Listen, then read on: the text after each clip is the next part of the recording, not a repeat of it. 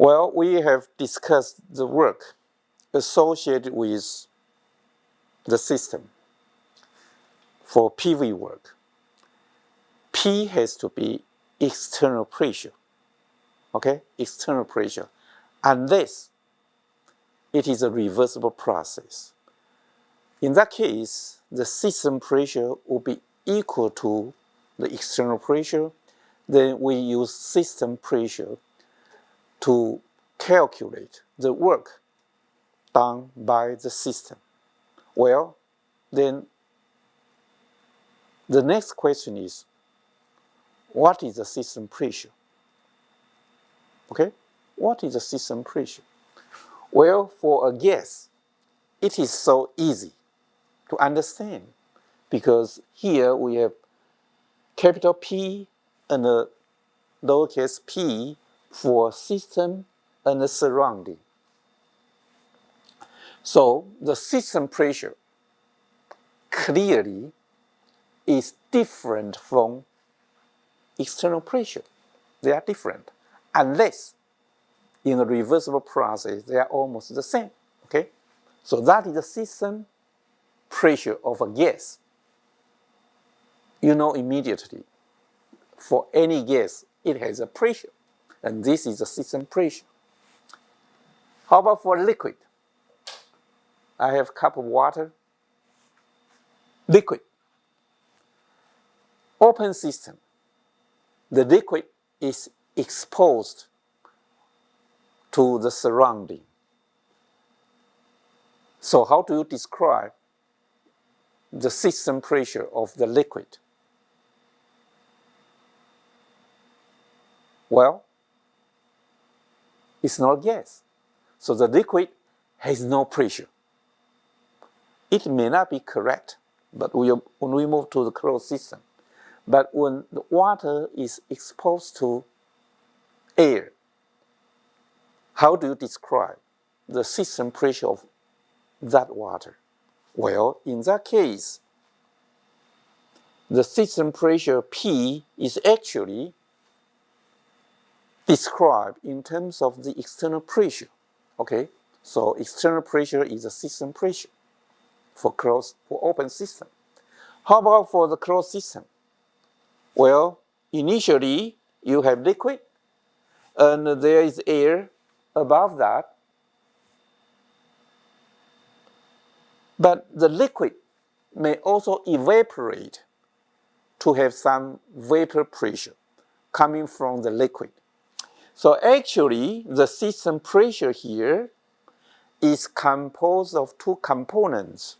One is the vapor pressure, and one is the pressure from the air.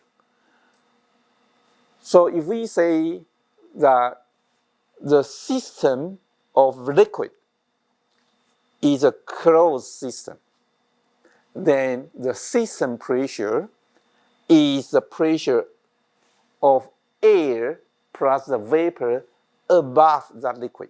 Okay, that is the system pressure. Well, in another extreme case, that if I'm able to evacuate the air initially present above the liquid, I remove the air so that there is nothing here. Okay, nothing. But after a long time, the liquid will vaporize to generate a vapor pressure. And of course, the vapor pressure is very low because, the liquid doesn't produce too much vapor unless when the liquid is at its boiling point. Otherwise, the vapor pressure is low. So here, the system pressure is the vapor pressure. Okay? So they are very different. Now, how about solid? What happens to this piece of solid? What is the system pressure? Well, this is the open system. So we have a piece of solid. It is exposed to air and the air pressure is lowercase p, and therefore I say that the system pressure of the solid would be simply the external pressure. And even for a closed system, the vapor pressure from solid is almost zero. So again, for a closed system, the system pressure is equivalent to the gas pressure inside or the air pressure. Okay? So that is the system pressure. So coming back to the water system. In a closed system, initially at 25 degrees C and under 1 atmosphere in a closed system, and we know that for water at 25 degrees C, the vapor pressure is 23.8 torr. And since the pressure above that is 1 atmosphere, and then you know that this 760 torr comes from the vapor pressure of water and the air pressure. So air will contribute this amount to the system pressure.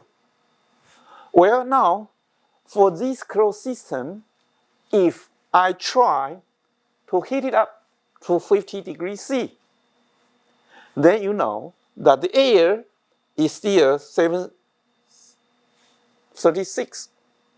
But now the vapor pressure becomes higher because the temperature is increased to 50 degrees C and the vapor pressure increases from 23.8 to 92.6. So then now the system pressure has increased from 760 to this one. So the system pressure varies under different conditions. For liquid, for solid as well. But for solid, it is more simple. In most cases, we use external pressure to describe the system pressure of solids.